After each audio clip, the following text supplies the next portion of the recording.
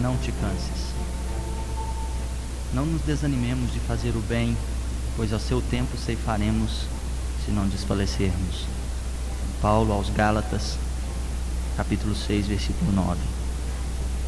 Quando o buril começou a ferir o bloco de mármore embrutecido, a pedra, em desespero, clamou contra o próprio destino.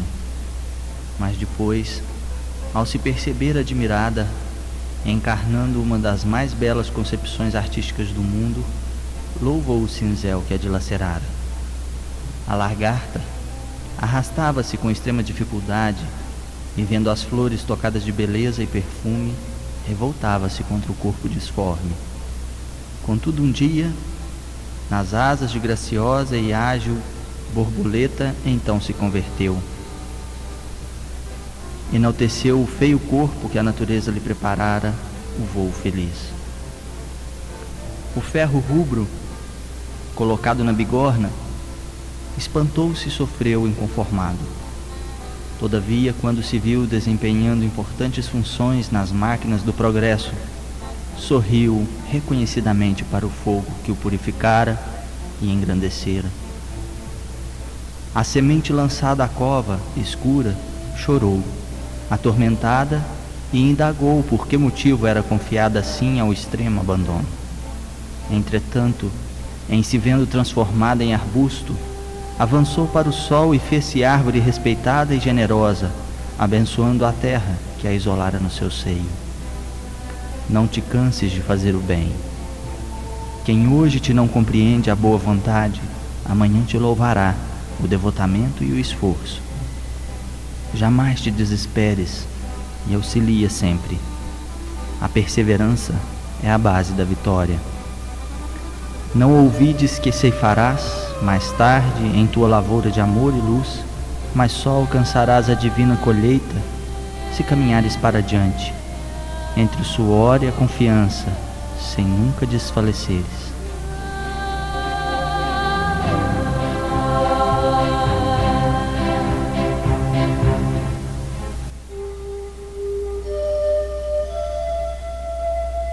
Estamos iniciando mais um programa Projeto Futuro, reunidos nesta grande sala de aulas para levar até você a mensagem espírita. O programa Projeto Futuro é uma produção do CEP, Centro de Estudos e Pesquisas Espíritas. A realização, AME, Aliança Municipal Espírita de Divinópolis. Ligue, participe, faça sugestões e retire suas dúvidas e concorra ainda ao sorteio de um livro espírita 222-0001 e 222-0002. Bom dia, amigos ouvintes da Rádio Minas. Estamos iniciando mais um programa Projeto Futuro com muita alegria, levando até vocês, pelas ondas do rádio, o consolo e o esclarecimento da doutrina espírita. O programa Projeto Futuro, como vocês sabem, é uma produção do CEP, Centro de Estudos e Pesquisas Espíritas, e tem o apoio da AME, Aliança Municipal Espírita de Divinópolis. E você vai participando conosco do nosso programa através dos telefones 3222-0001 e 3222-0002. Através desses telefones, você participa, faz perguntas, tira suas dúvidas e ainda no final do programa você concorre ao sorteio de um livro espírita e de uma revista espírita. E nós hoje vamos conversar com o Naim sobre as curas operadas por Jesus. Como já deve ser do conhecimento dos ouvintes, a gente está fazendo nesse mês de janeiro alguns programas ainda sobre os milagres de Jesus, tendo em vista que em dezembro nós fizemos um programa só a esse respeito e houveram muitas perguntas dentro do assunto. Então nós estamos estendendo esse tema para que os ouvintes possam então entender sobre a questão dos milagres operados por Jesus, ditos milagres que nós já esclarecemos aqui como deve ser entendida essa palavra. E nós vamos então conversar com o Naim sobre os milagres de Jesus, no caso hoje as curas operadas por Jesus. Bom dia, Naim. Bom dia, Eduardo, e bom dia também aos ouvintes da Rádio Minas, os ouvintes do Projeto Futuro. Naim, nós vamos então conversar sobre as curas operadas por Jesus. Existe uma passagem do Evangelho de Marcos, no capítulo 5, versículos de 25 a 34, em que é narrada a cura de uma mulher com hemorragia ou com fluxo de sangue, como diz lá no Evangelho. Como que é essa passagem? É uma passagem muito interessante, como todas as outras, né, passagens de cura que Jesus realizou. É uma história interessante, que é a história de uma mulher que sofria de uma hemorragia há 12 anos. E ela sofrera muito, ela havia sofrido muito também nas mãos dos médicos, e mesmo tendo gasto todos os seus haveres, né, todos os seus pertences, os seus bens materiais, ela não conseguiu nenhum alívio.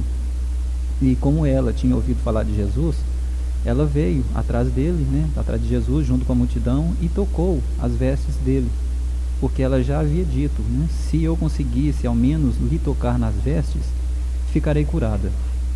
No mesmo instante, então, o fluxo sanguíneo cessou e ela sentiu em seu corpo que estava curado daquela enfermidade. Jesus, então, conhecendo em si a virtude que saíra dele, se voltou no meio da multidão e disse: quem me tocou as vestes? Então os seus discípulos lhe disseram: mas mestre, vês que a multidão te aperta de todos os lados e perguntas quem te tocou? E Jesus olhava em torno de si procurando a mulher, procurando aquela, né, a pessoa que o havia tocado.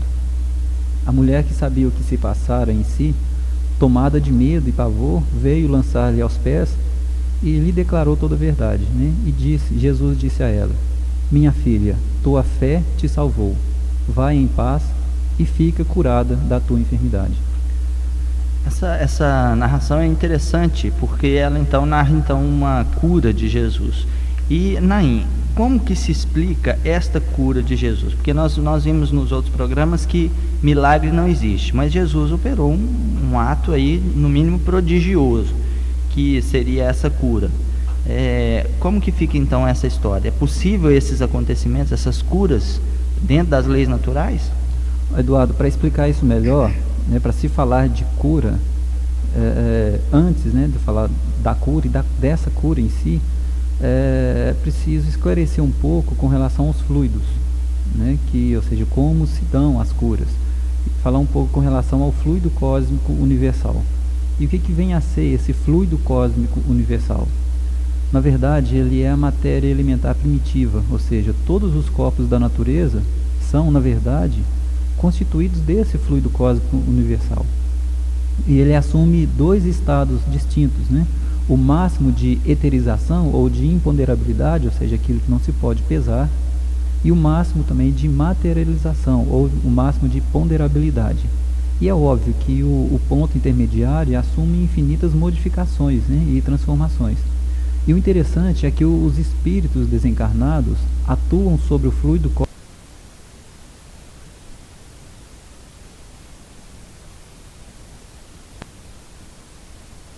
E deixando bem claro também que nós, os seres humanos, nós, os espíritos encarnados, também atuamos no fluido cósmico universal. E esse fluido, ele é então o elemento primitivo do nosso corpo físico e também do nosso perispírito, ou seja, o nosso perispírito e o nosso corpo físico são simples transformações do fluido cósmico universal. Então, esse fluido condensado no perispírito, ele pode fornecer princípios reparadores ao nosso corpo físico. O espírito encarnado ou desencarnado, no nosso caso, infiltra num corpo doente uma parte da substância do seu próprio envoltório fluídico. A cura, então, ela vai se realizar pela substituição de uma molécula malsã por uma molécula sã. E o poder de cura, ele vai estar na razão direta da pureza da substância inoculada, é lógico. Mas ele depende também da vontade, que quanto maior for, maior será a quantidade da emissão fluídica e também dará maior força de penetração ao fluido. Só que a cura, ela vai depender também das intenções daquele que deseja realizá-la, seja esse, né, encarnado ou desencarnado. E nós não devemos esquecer também que os efeitos da ação fluídica sobre os doentes são extremamente variados, vai depender muito. Algumas vezes essa ação ela é lenta e requer um tratamento mais prolongado. De outras vezes ela é bem rápida, mas o princípio é sempre o mesmo, ou seja, é o fluido cósmico universal que desempenha o papel de agente terapêutico. E o efeito dele vai depender da qualidade que o espírito, tanto encarnado quanto desencarnado, vai dar a ele. E essa qualidade depende também da fé e da vontade de fazer o bem. Mas então, falado, né, sobre isso, a gente volta ao caso da cura dessa mulher, né? Vamos voltar então ao caso dessa mulher com hemorragia que Jesus curou. Nós podemos analisar primeiro a seguinte frase do texto, bem interessante, veja bem. Ele diz o seguinte no texto: conhecendo em si mesmo a virtude que dele saíra, se voltou no meio da multidão e disse: quem me tocou as vestes? Veja bem, essa frase, conhecendo em si mesmo a virtude que dele saíra. Essas palavras exprimem o movimento fluídico que se operou de Jesus para a mulher doente. Os dois experimentaram essa ação, né? Jesus experimentou o fato de ter saído, né, esse fluido dele, e a mulher experimentou a ação de ter recebido esses fluidos. E é interessante que o efeito não foi provocado por nenhum ato da vontade de Jesus. Não houve uma magnetização voluntária da parte de Jesus. E ele também não impôs as mãos sobre a mulher. Bastou a irradiação fluídica normal para realizar a cura, ou seja, a doente simplesmente ficou no campo fluídico de Jesus para receber os fluidos que emanavam naturalmente dele. Lembrando aqui que todos nós também emanamos fluidos ao nosso redor. E esses fluidos têm a natureza dos nossos pensamentos, ou seja, são relativos à nossa evolução moral. E com certeza, né, os fluidos que irradiavam de Jesus eram bem mais salutares do que os que irradiam de nós. Agora, mas por que essa irradiação se dirigiu apenas para aquela mulher e não para as outras pessoas também, já que Jesus não pensava nela e a multidão estava toda em volta dele, né? Por que somente essa mulher recebeu essa irradiação fluídica? A razão é bem simples. O fluido considerado como matéria terapêutica, ele tem que atingir a matéria orgânica para que ele possa curá-la. Ele pode ser dirigido sobre o doente pela vontade do curador ou atraído pelo desejo forte, ou seja, pela confiança, pela fé do doente. E foi isso que aconteceu nesse caso. A mulher teve essa fé. Algumas vezes são necessárias as duas ações, isto é, a vontade de quem está doando o fluido e também a confiança, a fé do doente que vai receber esse fluido. Mas em outras vezes basta apenas uma dessas intenções, né? E como eu disse, foi o que aconteceu nesse caso. Bastou apenas a fé da mulher para ela receber esses fluidos. Naim, interessante essa passagem, porque num determinado momento Jesus diz assim: tua fé te salvou. E como a gente entender essas palavras de Jesus, tua fé te salvou? A muitos parece ser uma coisa assim, simples, né? Que Jesus falou isso porque tinha que falar alguma coisa no final, né? Já que aconteceu aquela cura. Mas tem um significado esse tua fé te salvou. Qual seria esse significado? Foi justamente isso que eu disse, né? No final dessa última pergunta. A mulher, ela teve a confiança, ou seja, ela teve a certeza, a fé de que ela seria curada. Ela não precisou, como está bem claro, ela não precisou da vontade direta de Jesus em curá-la. A fé dessa mulher foi suficiente para conseguir a cura. Mas a fé a que Jesus se referiu não é uma virtude, digamos, mística, da forma que muitas pessoas pensam. Essa fé é uma verdadeira força atrativa, de modo que aquele que não a possui, ele opõe a essa corrente fluídica uma certa força repulsiva, ou como se ela criasse um campo de força em torno de si mesma, impedindo que esses fluidos terapêuticos cheguem até ela e a cure. Por isso, pode acontecer o fato de que, ao se apresentar dois doentes, no caso da mesma enfermidade, ao médium de cura, ou seja, ao curador, pode acontecer que um seja curado e o outro não. Então, a fé do doente é de fator extremamente importante na cura dele mesmo. Esse é um dos mais importantes princípios da mediunidade de cura, ou seja, a fé de quem está recebendo, né? Então, é muito importante, é um dos princípios, né, mais importantes da mediunidade de cura. E esse princípio, ou seja, essa fé, explica certas anomalias aparentes, porque mostra uma causa muito natural. E a fé verdadeira, ela é realmente imprescindível na vida do ser humano, porque somente a fé raciocinada pode fazer com que o homem se sinta livre, porque ela dá a ele a confiança que ele precisa para ter coragem de caminhar adiante e ser feliz. Porque ela passa não apenas, no caso a pessoa, né, que tem fé, passa não apenas a acreditar, mas em saber, em ter certeza de que é filho de um Deus infinitamente bom e justo, que o ama mais do que ele possa imaginar e que lhe quer todo o bem que possa existir no universo. E quando o homem tem fé verdadeira, ele passa a ter consciência de que é herdeiro de Deus, o nosso Pai, que criou todas as coisas para nos ajudar a crescer e estar ao lado dele. E aí, ao estar, né, ao lado dele, poder repetir aquelas palavras que Jesus disse, né? Eu e o Pai somos um. E interessante você falando, né, da fé, que a fé ela é um elemento extremamente necessário na nossa vida. Tanto que Meimei, em uma de suas mensagens, disse uma frase interessante. Ela disse o seguinte, que de todos os infelizes, os mais desditosos são os que perderam a confiança em Deus e em si mesmos, porque o maior infortúnio é sofrer a privação da fé e continuar vivendo. E de fato, né, aquele que não tem fé vive com medo e sofre o tempo todo por causa disso. E Kardec diz no Evangelho segundo o Espiritismo que não há fé inabalável senão aquela que pode encarar face a face a razão em todas as épocas da humanidade. Para se ter fé, é necessário uma base sólida. E essa base sólida é a inteligência perfeita daquilo em que se crê. E para crer, não basta apenas ver, é preciso, acima de tudo, compreender. Kardec já dizia também que a fé cega já não era para aquele século em que ele esteve reencarnado, ou seja, o século XIX. E veja bem, nós já estamos vivendo no século XXI, né? E uma grande parte da população do nosso planeta ainda está perdida nessa fé cega, que na verdade não auxilia em nada na vida da pessoa.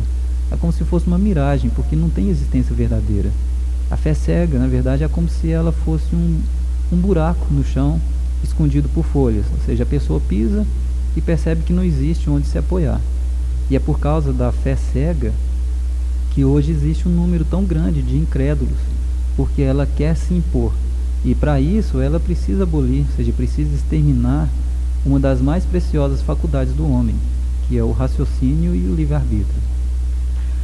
Nós estamos aqui no Projeto Futuro, conversando com o Naim a respeito das curas operadas por Jesus, e você vai participando conosco pelos telefones 3222-0001 e 3222-0002. A sua participação é muito importante para nós, e você pode fazer perguntas a respeito do assunto que está sendo tratado, e além disso, no final você concorre ao sorteio de um livro e de uma revista espírita. Nós continuamos a nossa conversa com o Naim. Naim, uma outra coisa que a gente gostaria de saber é um outro milagre de cura interessante, que é a cura do cego de Betsaida, narrado no Evangelho de Marcos, no capítulo 8, versículos de 22 a 26. Conta para nós essa passagem da cura do cego de Betsaida. Outra passagem, né, como eu disse, bem interessante. Quando Jesus chegou lá em Betsaida, levaram um cego até ele e lhe pediram que o tocasse. Jesus então pegou o cego pela mão, o levou para fora dessa aldeia, né, para fora de Betsaida, passou-lhe saliva nos olhos e depois de ter imposto as mãos sobre esse cego, lhe perguntou se via alguma coisa. O homem olhou e disse: vejo os homens andando como árvores. Jesus colocou de novo as mãos sobre os olhos do cego e ele começou a ver melhor. Finalmente ele ficou tão perfeitamente curado que já podia ver distintamente todas as coisas. Jesus então mandou esse homem de volta para casa e lhe disse: vá para a tua casa, e se entrares na aldeia, não digas a ninguém o que se passou contigo. Essa cura é o mesmo caso da outra cura que nós comentamos, Naim? Ou há diferença entre uma e outra? Não, na verdade não é o mesmo caso, porque como nós vimos com relação à mulher que tinha hemorragia, ela própria absorveu, ou seja, ela própria atraiu para si os fluidos terapêuticos, né, os fluidos curadores que irradiavam de Jesus. No caso dessa mulher, como nós já dissemos antes, não houve uma vontade direta da parte de Jesus em curá-la, porque ele nem ao menos sabia quem lhe havia tocado. Ele mesmo disse para essa mulher: tua fé te salvou. Agora, no caso desse cego, houve sim a intenção direta de Jesus para curá-lo, né? Tanto porque ele pegou esse cego pelas mãos e saiu com ele, né? Nessa cura, o efeito magnético ficou evidente. Jesus impôs as mãos sobre ele. E a cura também não foi instantânea, ela foi gradativa. Foi a consequência de uma ação prolongada e repetida. Não foi, né, como disse, instantâneo como no caso da mulher.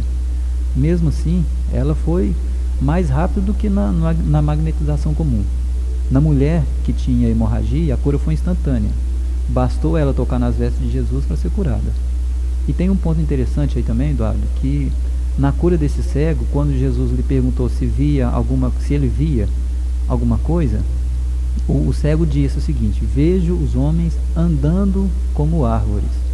Algumas pessoas gostam de fazer uma analogia um pouco mística nessa passagem com relação a andando como árvores. Mas a primeira sensação que o homem teve foi exatamente o que os cegos têm quando eles recobram a visão, ou seja, por causa de um efeito de óptica, os objetos parecem de um tamanho exagerado. Outra questão que a gente fica vendo a esse respeito é porque aí na sua explicação você disse que foi uma cura gradativa, quer dizer, que foi se operando em graus. Foi aos poucos, né? Embora tenha sido rápida, mas não foi instantânea, como no caso daquela mulher, né? Com hemorragia. Uma questão que fica para a gente é o seguinte: no Centro Espírita, por exemplo, e em muitos outros segmentos religiosos, é feita a imposição de mãos, que dentro do Centro Espírita é chamado de passe, né? O passe que é dado na casa espírita ou em outro segmento religioso, ele pode operar curas como as curas de Jesus, como uma cura desse tipo, por exemplo? Primeiro a gente precisa saber direito, né, explicar melhor o que é o passe, né, em si. Divaldo Franco já disse que o passe é uma transfusão de amor. E o passe ele é a imposição de mãos ensinada por Jesus. No passe, o médium passista ele é auxiliado pela espiritualidade que combina os fluidos espirituais com os fluidos humanos, ou seja, com os fluidos do médium passista, dando a esses fluidos, né, a esses fluidos humanos, qualidades das quais eles precisam para que possa haver a cura. E é preciso também existir aí a fé e a vontade do médium de curar o paciente, que por sua vez também, ou seja, o paciente também precisa estar em boa sintonia e ter a fé, que é imprescindível. E não podemos também descartar o merecimento do paciente em ser curado. E com certeza nós ainda não encontramos, ainda não nos encontramos, poderia dizer assim, em condições de conseguir as ações e os êxitos que Jesus produziu. Mas se nós estamos interessados mesmo na paz e na renovação do nosso próximo, nós precisamos oferecer a eles as possibilidades de que nós dispomos, e com a certeza de que o nosso esforço nunca será em vão, né? E nós devemos, ser importante, interessante que a gente imponha as mãos sobre os pacientes, as pessoas que estejam precisando de ajuda, com o amor e com a fé, que Jesus disse, né? A fé que remove montanhas, em benefício desse nosso próximo. Da mesma forma que a gente gostaria que ele fizesse conosco quando chegasse a nossa vez da necessidade, a nossa vez de precisar de ajuda. E no Evangelho segundo o Espiritismo, no capítulo 19, no item 5, Kardec diz uma coisa interessante. Ele diz que o poder da fé exerce uma aplicação direta e especial na ação magnética, ou seja, no passe também. Através da fé, o homem age sobre o fluido cósmico universal. Ele modifica as qualidades desse fluido e dá a ele uma impulsão, por assim dizer, irresistível. Por isso, aquela pessoa que junta a sua fé com um grande poder fluídico normal, ele pode, simplesmente pela vontade dirigida para o bem, operar esses fenômenos estranhos de cura e outros mais que até algum tempo atrás passariam por milagres e que na verdade não são mais do que a consequência de uma lei natural. Foi por isso que Jesus disse aos seus discípulos: se não curastes, é porque não tinhas a fé. Agora são 10 horas, nós estamos no programa Projeto Futuro, e eu gostaria de fazer um anúncio antes da gente ir para os nossos comerciais. a respeito da viagem que a Célia, lá do Centro Espírita Mestre Erasto, está promovendo para o Grupo Espírita da Prece em Uberaba. A viagem será feita no próximo sábado, de hoje a 8, portanto, dia 20, e nós informamos aqui o telefone da Célia, que é 214-4180, 3214-4180, para as pessoas que estiverem interessadas em fazer essa viagem para visitar o Grupo Espírita da Prece, onde o Chico Xavier trabalha. Quem tiver interessado possa ligar para ela e encomendar a sua passagem. É interessante lembrar que as pessoas que estavam já programadas para fazer essa viagem na data que foi marcada anteriormente, as suas passagens continuam valendo da mesma forma para essa viagem, não é? E as pessoas então devem entrar em contato com a Célia pelo telefone 3214-4180 e combinar então direitinho isso aí. A passagem para essa viagem custa R$40 e a saída é então no dia 20, sábado próximo, às 9 horas da manhã, na Praça do Santuário. As pessoas interessadas então entram em contato com a Célia ou então procure a Banca do Livro Espírita, que lá também está sendo vendido passagem para esta viagem. E uma outra coisa que é interessante a gente dizer, que essa viagem não visita somente o Grupo Espírita da Prece, mas visita mais outros 2 grupos espíritas. Tem uma passagem por Araxá, se não me engano, para ver o trabalho do Tadeu, né, no Centro Espírita que tem lá, que é um trabalho de assistência social, e também o Grupo Espírita onde o médium Carlos Barceles trabalha, em que então a gente poderá participar da reunião no domingo pela manhã. Então a saída é no sábado e o retorno no domingo. As pessoas interessadas poderão então entrar em contato com a Célia. Nós vamos para um intervalo comercial e em minutos nós voltamos continuando a nossa conversa com o Naim a respeito das curas operadas por Jesus. Ligue, participe, faça sugestões e retire suas dúvidas e concorra ainda ao sorteio de um livro espírita 222-0001 e 222-0002. Vista-se a moda e sinta a emoção de viver agora as cores da estação. Cactus, a sua moda jovem, cactus, a sua moda agora, cactus nos momentos com você. Cicli Alves é sinônimo de bicicleta. São 50 anos de tradição. Avenida Rio Grande do Sul, 547 no centro. Telefone 222-1599. Lembre-se, bicicleta é com a Cicli Alves.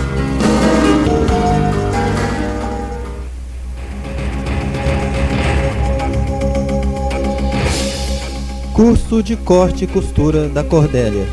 Métodos Iole, Lipasa e costura industrial. Lá você aprende a manejar a máquina, riscar, modelar, cortar e confeccionar sua roupa.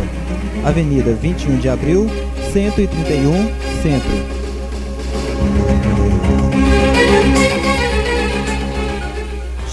Show de ofertas Fátimas Designers. Cortinas, tapetes, persianas. Faça um orçamento sem compromisso. Ligue 213-1490. 213-1490. Fátimas Designers, Goiás, 1009 Centro, quase esquina com Bahia. Minas. Um pão de queijo quentinho, não tem hora e nem lugar. Pão de queijo Arraial de Minas, que é bom de saborear. Com suco, café ou chá, ele fica bom demais. É costume de toda a gente, tradição de Minas Gerais. Pão de queijo Arraial de Minas, genuinamente mineiro. O pão de queijo Arraial de Minas fica na rua Capitólio, 759, no bairro Santo Antônio. Teleentregas 214-3796. Relotec, venda e conserto de joias e relógios. Lá você compra relógios em até 5 vezes sem aumento. Relotec, Avenida 1º de Junho, 322, Centro, Divinópolis.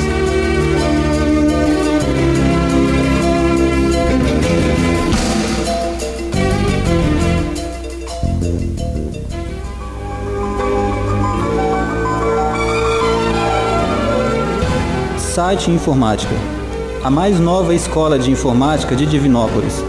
Cursos de Windows, Word, Internet, Excel, PowerPoint, Access, CorelDRAW, digitação e curso para crianças. Rua Goiás, 383, Sala 22, Centro. Não perca mais tempo. Ligue hoje mesmo e garanta sua vaga. Fone 213-5121.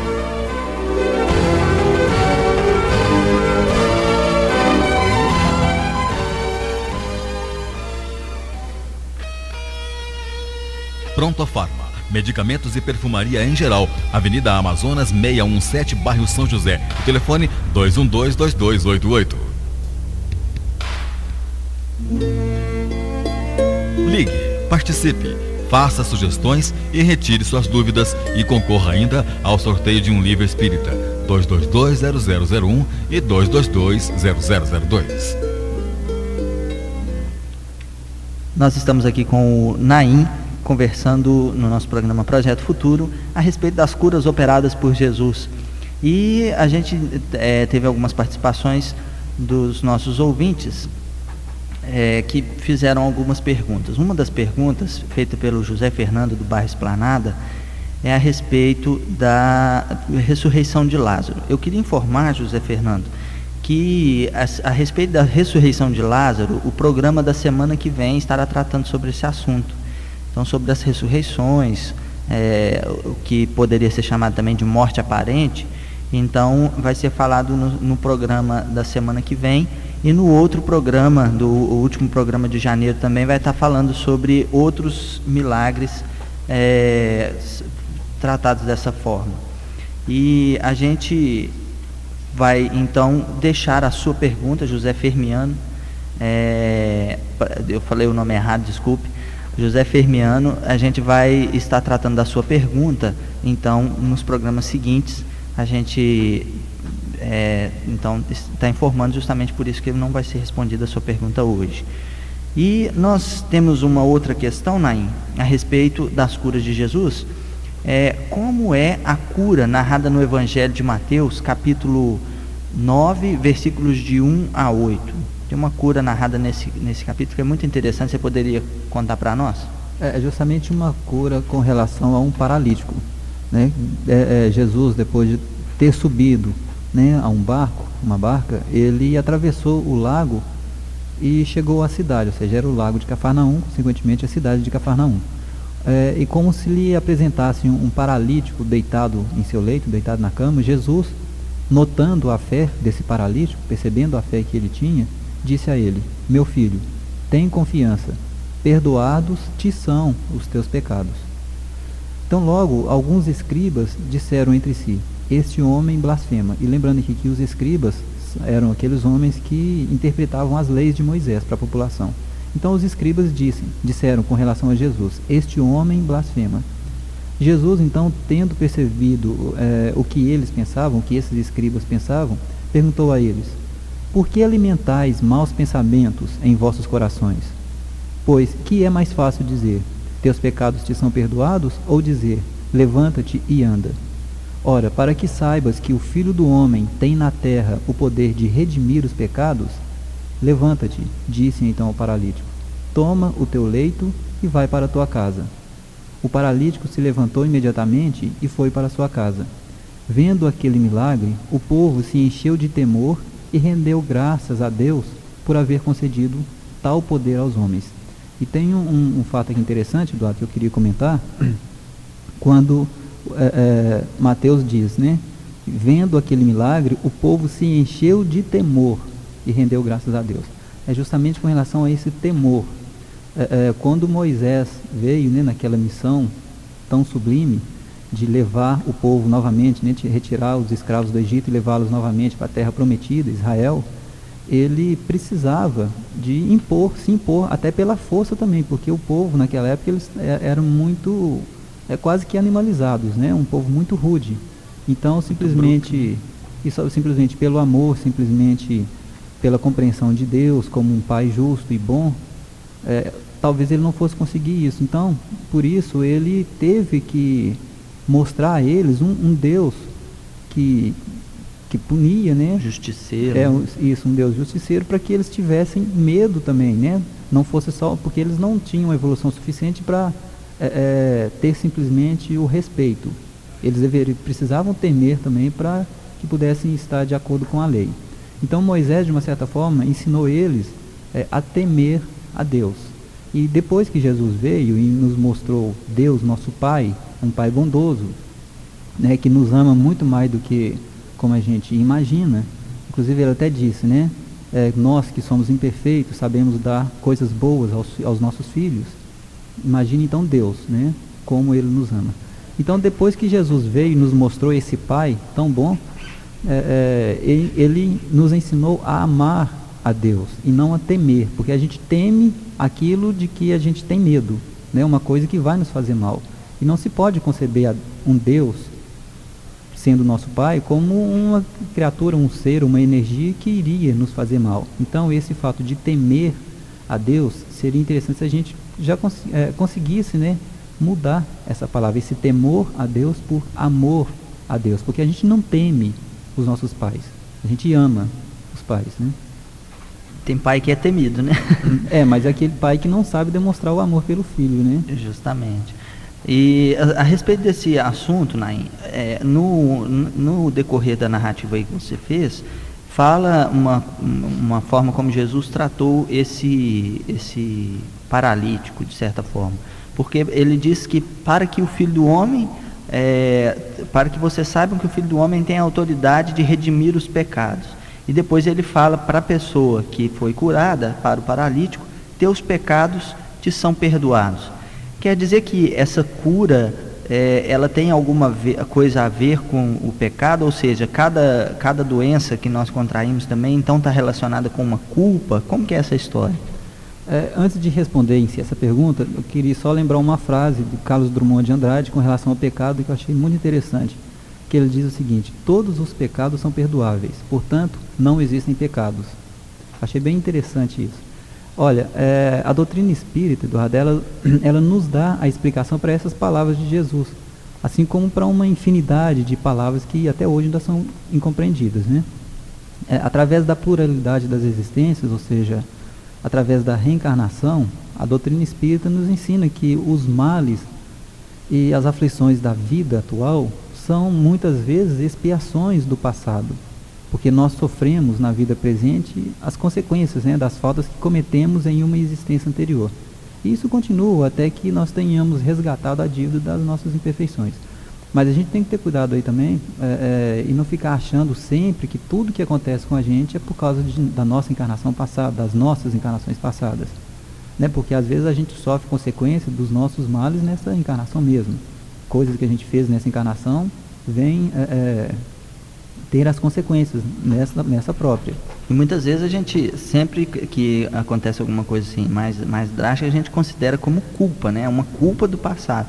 E nem sempre é culpa, pode ser uma prova, uma experiência que a gente quer ter e não tem necessariamente que estar culpado de alguma coisa do passado, né? Com relação a isso, a sofrer consequências do passado, né? Como eu disse, né? Que a doutrina espírita ensina que os males e as aflições da vida atual são muitas vezes expiações do passado.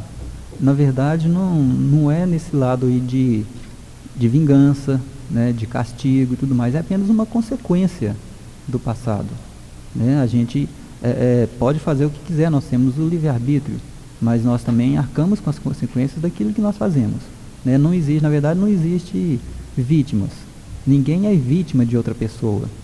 Se a gente é vítima, a gente acaba sendo vítima de nós mesmos, né? Agora, no caso daquele homem, se a enfermidade dele era uma expiação, ou seja, era uma consequência do mal que ele houvera praticado em uma existência anterior, essas palavras de Jesus, teus pecados te são perdoados, seria como dizer que ele já havia quitado a dívida que ele possuía, né? E que a fé que ele agora tinha, que ele já havia adquirido, né? Tinha eliminado a causa dessa enfermidade, que consequentemente ele merecia ficar livre dessa enfermidade. É como se a gente chegasse para um presidiário e dissesse para ele que o crime que ele havia cometido já tinha sido pago e perdoado, e que ele então já poderia sair dessa prisão. Tem uma outra passagem do Evangelho de Lucas, capítulo 17, versículos de 11 a 19. Ela trata da cura de 10 leprosos. E essa cura é interessante porque foram 10 curas ao mesmo tempo, né? 10 curados, e um deles só foi agradecido a Jesus, quer dizer, teve o sentimento de gratidão. Conta essa passagem para nós. Como você disse, realmente é bem interessante. Um dia, Jesus estava indo para Jerusalém e ele passava perto de Samaria e da Galiléia, e estando ele, né, prestes a entrar numa cidade, numa aldeia, 10 leprosos vieram ao encontro dele e ficaram mais afastados, né, e clamavam em voz alta: Jesus, nosso Senhor, tem piedade de nós. E encontrando-se com eles, Jesus lhes disse: ide mostrar-vos aos sacerdotes. E quando eles estavam a caminho, né, para encontrar com os sacerdotes, eles ficaram curados.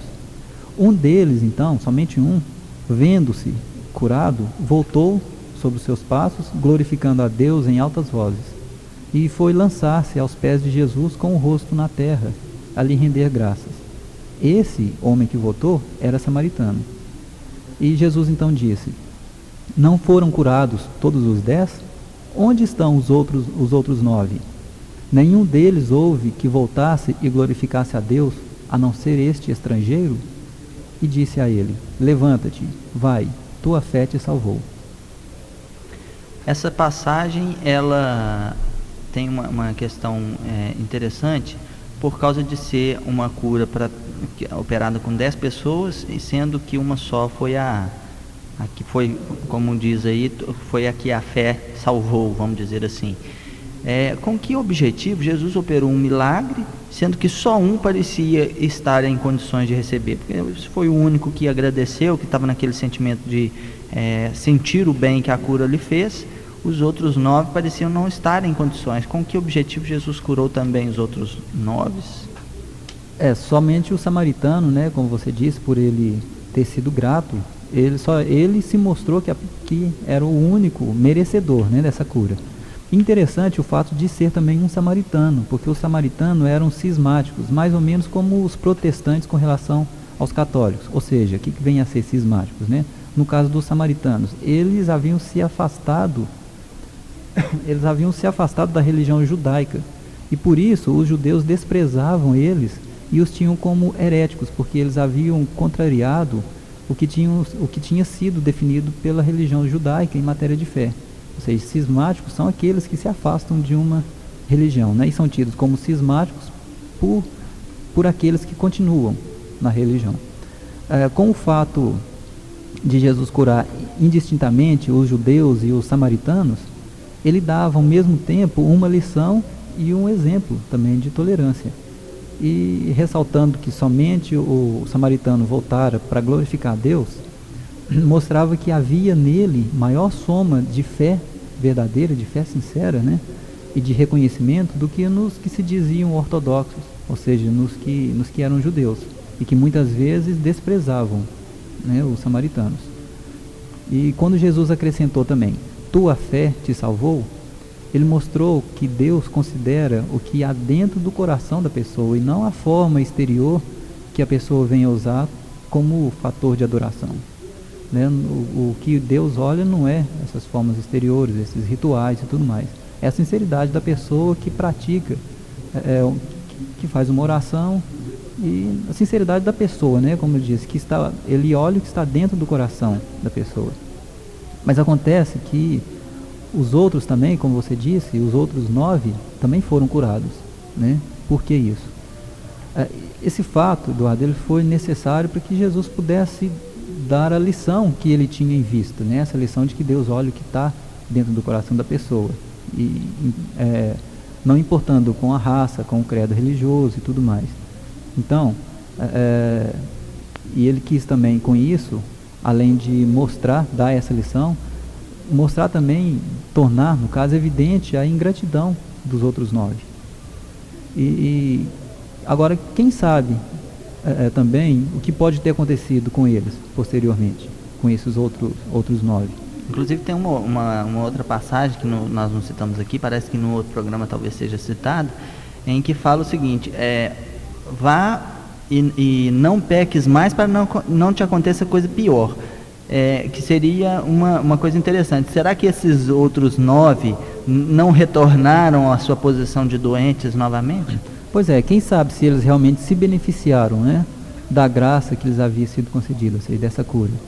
Quando ele disse ao samaritano, tua fé te salvou, ele deu a entender que o mesmo não aconteceu com os outros, porque ele foi bem explícito: a tua fé te salvou a você, nem a ti. Ele foi fiel a Jesus. Né? Isso, ou seja, ele deu a entender que o mesmo não havia acontecido com os outros, que certamente voltaram a ser leprosos, no caso, por não haverem mudado a condição moral, ou seja, por não melhorarem o seu modo de agir e de pensar, por não melhorarem a sua condição evolutiva. Como você disse, você lembrou nessa passagem, né? Vá e não volte a pecar, né? Para que não lhe ocorra coisa pior, ou seja, vá e mude os seus comportamentos, porque a gente percebe que as doenças também são resultados de comportamentos mentais, né? De comportamentos da nossa vida. De acordo com determinados comportamentos, a gente adquire determinadas doenças. E se a gente, né? Isso, acaba somatizando. E se a gente não muda o nosso comportamento, a gente pode até ser curado.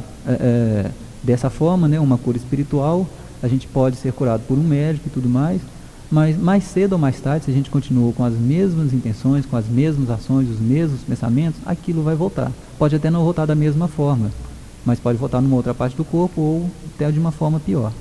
É a mesma questão de se um médico operar uma pessoa doente de cirrose, né, do fígado, e ele insistir em continuar bebendo. Então vai continuar degradando o seu fígado, e ele não vai conseguir a regeneração, vai continuar na doença mesmo após ter feito uma cirurgia que operou uma aparente cura.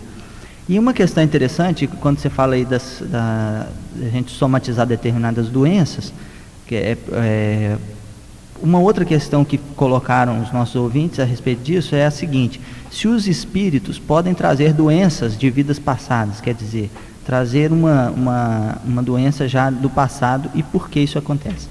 Isso é muito interessante, porque pessoas que ainda não conseguiram conceber um Deus bom e justo, pode achar que até uma criança que nasça doente, pode pensar que esse fato seja uma injustiça de Deus. Mas veja bem, aquela frase, né? Aqui se faz, aqui se paga, ou seja, a gente arca com as consequências. Se uma pessoa desencarna vítima de uma doença grave, por exemplo, o fato dela ter desencarnado não quer dizer que ela se curou totalmente daquilo, porque a doença ela é de dentro para fora, ela exterioriza através do perispírito para chegar no corpo físico.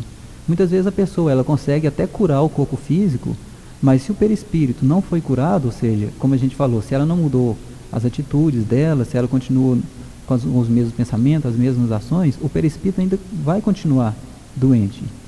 E mais cedo ou mais tarde o corpo vai espelhar, né, aquela doença. Mas vamos supor, então, que a pessoa desencarnou com essa doença. E no mundo espiritual, ela não modificou. Ela pode também modificar os seus pensamentos no mundo espiritual, claro. Mas vamos supor que ela desencarnou com determinada doença e no mundo espiritual ela não modificou sua conduta, não modificou seus pensamentos. Consequentemente, isso não por punição, mas por consequência, né, é um efeito. Consequentemente, ela vai reencarnar trazendo ainda aquelas doenças. Muitas vezes a gente percebe crianças que nascem com cirrose. Por quê? Se ela nunca havia fumado? Por que se ela não bebia? E outras pessoas que bebem a vida inteira e nunca manifestam doença nenhuma, né? Isso não quer dizer que elas nunca vão manifestar. Provavelmente essa criança seria uma dessas que não manifestou doença no passado, mesmo bebendo o tempo todo. Ou seja, bebeu o tempo todo, não manifestou porque não houve tempo, ou seja, ela acabou desencarnando antes que a doença se manifestasse. Mas na próxima encarnação ela se manifesta.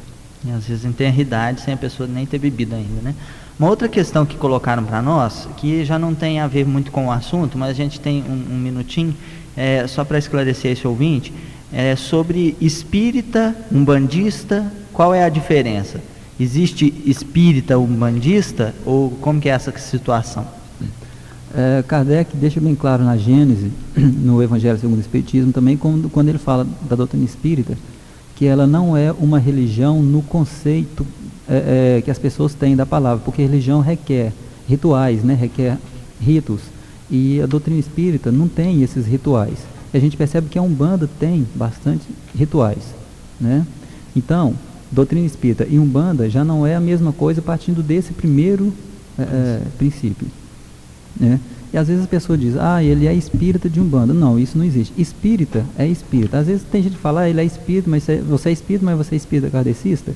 Espírita kardecista também é uma coisa meio estranha, porque Kardec ele não deixou nenhuma doutrina. Kardecismo iria implicitar o fato de Kardec ter deixado uma doutrina dele, mas a doutrina espírita foi apenas codificada por Kardec. A doutrina espírita é a doutrina dos espíritos. E falar doutrina kardecista, isso não existe. Então, eu sou espírita. Aí a pessoa pergunta, mas que tipo de espírita? Espírita, mas espírita umbandista? Não, espírita umbandista não existe. Doutrina espírita é uma coisa, umbanda é outra coisa. Catolicismo é uma coisa, candomblé é uma coisa, ou seja, são religiões distintas. Então, espiritismo e umbanda são coisas diferentes. Uma outra questão que foi colocada também por um ouvinte, essa já também não tem a ver muito com o tema de hoje, é que o povo que ficou no Egito era filho de quem? Parece que a pergunta foi formulada, está meio ambígua, mas é a respeito do povo que ficou no Egito, quando você comentou a respeito de Moisés, que liderou aquele povo. Aquele povo era filho de quem? É meio estranha até essa pergunta, né? Eu também não entendi muito bem essa pergunta não, mas com certeza filho de Deus, né? De Deus ninguém fica livre, né, de ficar sem ser filho dele.